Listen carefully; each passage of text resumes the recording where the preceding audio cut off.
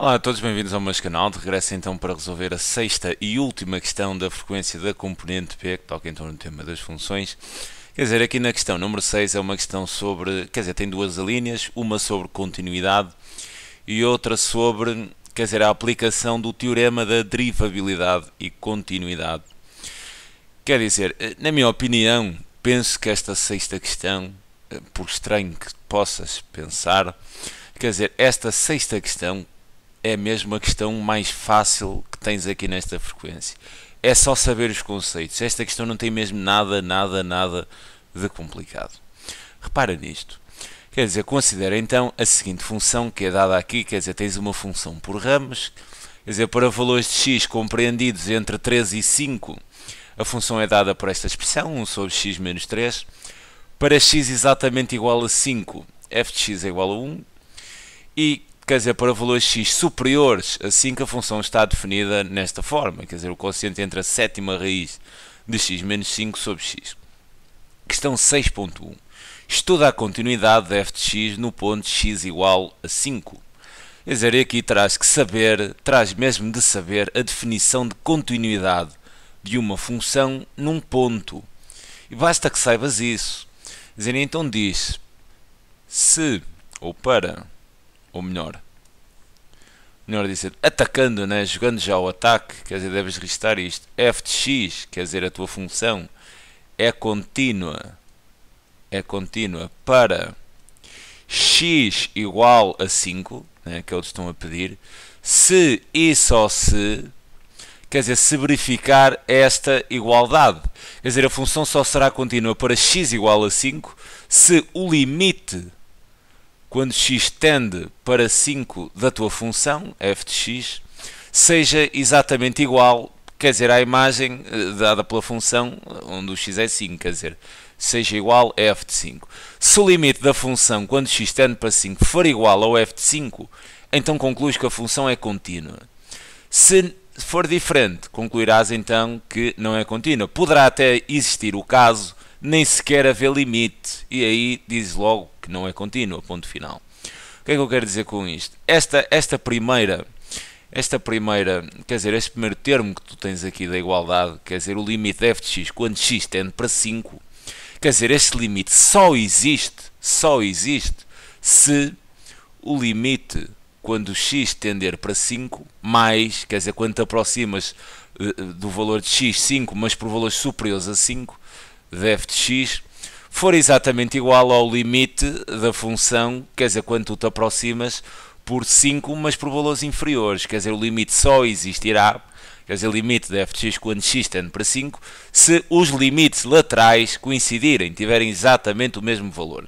Ou seja, para a função ser contínua terá que existir limite, isto terá que ser verdade, e depois isto ainda terá que ser igual ao f de 5, isto para a função ser contínua. Quer dizer, vais ter que calcular tudo isto, vais ter que calcular estes três parâmetros, e se estes três parâmetros tiverem exatamente o mesmo valor, então concluís que a função é contínua. Se algum deles falhar, se algum deles for diferente, concluirás que a função não é contínua.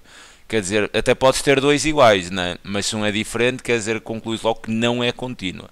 Para ser contínua, o limite à direita de 5 tem que ser igual ao limite à esquerda de 5, ainda terá de ser igual ao f de 5.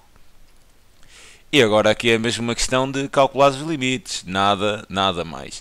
Eu vou calcular em primeiro lugar, obviamente isto não tem ordem, o limite quando x tende para 5 menos, quer dizer, de f de x. Então, quer dizer, para 5 menos é um bocadinho menos do que 5. Pensa, por exemplo, em 4,9.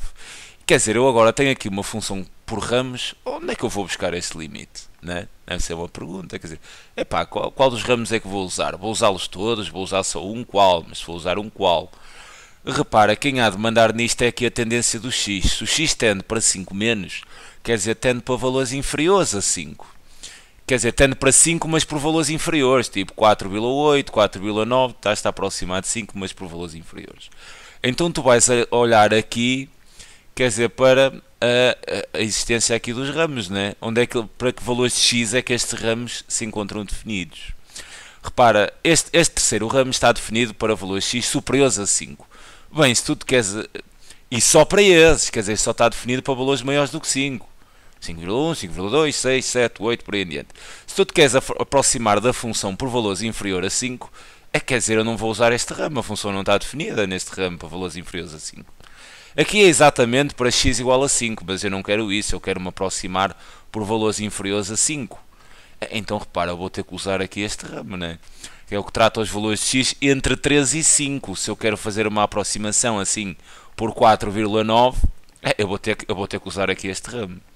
Então quer dizer, o limite quando x tende para 5 menos, vamos usar esta expressão e vai substituir f de x aqui. Estamos aqui. Vai substituir f de x exatamente pela expressão que está definida. Ou seja, 1 sobre x menos 3. Quer dizer, agora vais calcular este limite. Como é que se calcula o limite? Para já, né, podendo ou não ter a indeterminação, mas o que deves fazer sempre em primeiro lugar é substituir aqui este x pelo valor para o qual ele tende aqui no limite. Então isto ficaria 1 sobre, quer dizer, 5 menos, um bocado menos do que 5, menos 3. Quer dizer, o que isto dá, quer dizer, 5 menos 3 dá 2, mas como tinhas menos um bocadinho do que 5, quer dizer, tinhas para aí 4,9, quer dizer, isto dá 2 menos.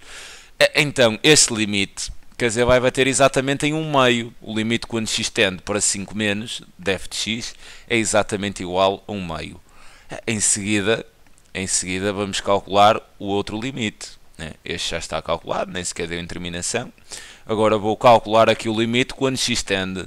Quer dizer, vou calcular aqui o limite quando x tende, mas agora para 5 mais. Agora repara que, quer dizer, 5 mais, vamos fazer uma aproximação por valores superiores a 5. Quer dizer, vai 5.2, 5.1, vai-se aproximando de 5, mas por valores maiores do que 5. Qual é o ramo que vais tratar? Este não. Este não, porque este é o que trata valores entre 3 e 5, quer dizer, este é para fazer uma aproximação por valores inferiores a 5.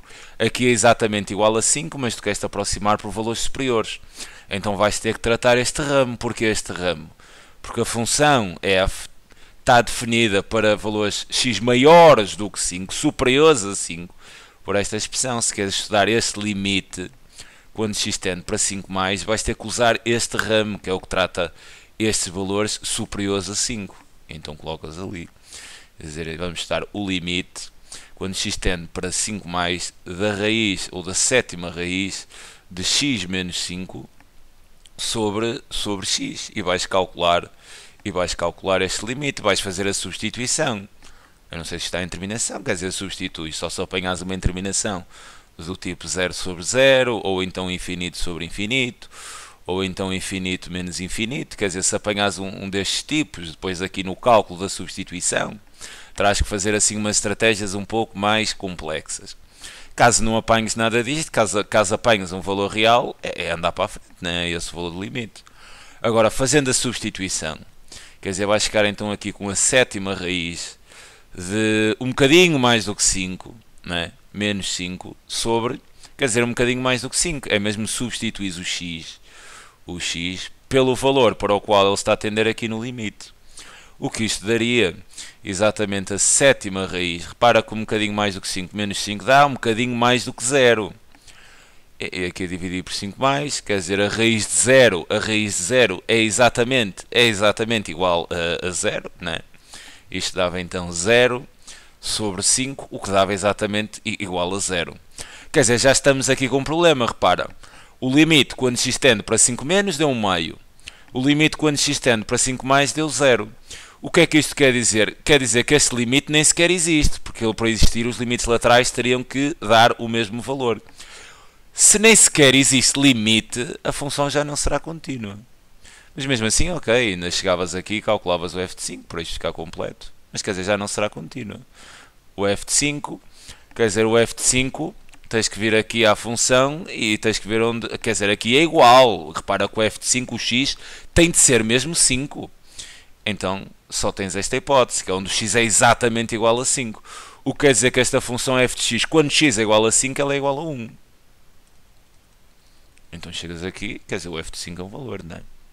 Quer dizer, vai dar um, lemos isso na função por ramos. Então repara, quer dizer, a função não será contínua. O que é que tu deves agora restar para a função, para explicar-se, né, esta questão de não ser contínua? Deves dizer como o limite, quando x tende para 5 menos, da função f é diferente do limite da função f quando x tende para 5 mais, e ainda é já não havia esta necessidade, basta com falho para não ser contínua, mas e ainda é diferente do f de 5, quer dizer, logo, e então dizes que como estes limites laterais e a imagem, quer dizer, é tudo diferente, logo f de x não é contínua, para x igual a 5. Ok?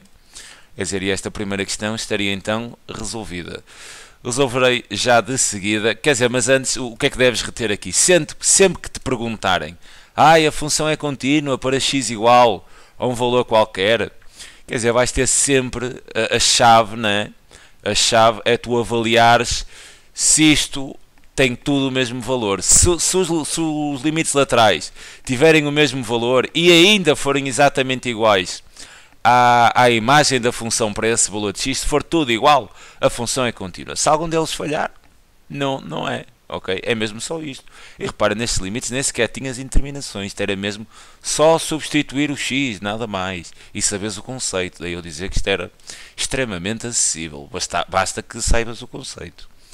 Bem, vou então resolver já de seguida a segunda questão. Bem, de regresso então para resolver a questão 6.2, consiste então, quer dizer, na linha anterior, reforço, quer dizer que vínhamos, a função não era contínua, para x igual a 5, está a desempenhar um papel importante na próxima questão, a questão da função não ser contínua para x igual a 5. Porque a seguir dizem, diga justificando se a função é derivável no ponto x igual a 5. Quer dizer, podias fazer a derivada por definição, que só existia se as derivadas laterais fossem iguais, blá blá blá blá. Quer dizer, isso implicava-te aqui montes de cálculos. E eu quero que tenhas assim atenção a um determinado teorema, que é quando te falam continuidade e depois se a função derivável nesse mesmo ponto onde avaliaste a continuidade, ou pedirem-te se a função, ou achares a derivada nesse ponto e depois perguntarem-te se a função é contínua. Quer dizer, quando vierem com este tipo de tretas, deves ter em atenção um teorema especial, que é o seguinte, eu vou restar aqui, segundo o teorema da derivabilidade e continuidade, quer dizer, tens um teorema que relaciona estas duas coisas, continuidade,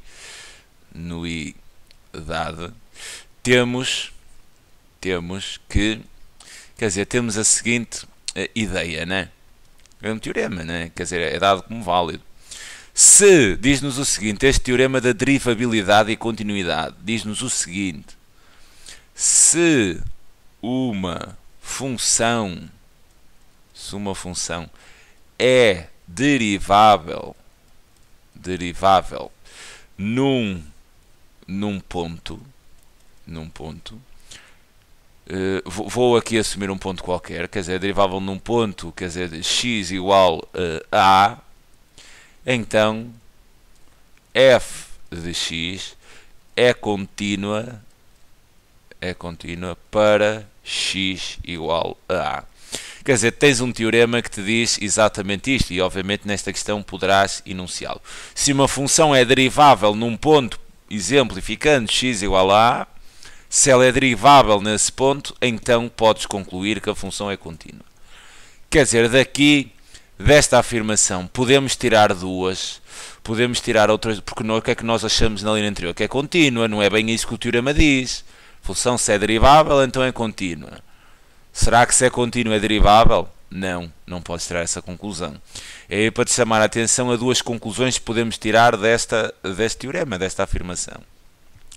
Uma, podemos pensar assim, se a função é derivável, então é contínua, então podemos dizer, se f de x é contínua, então é derivável.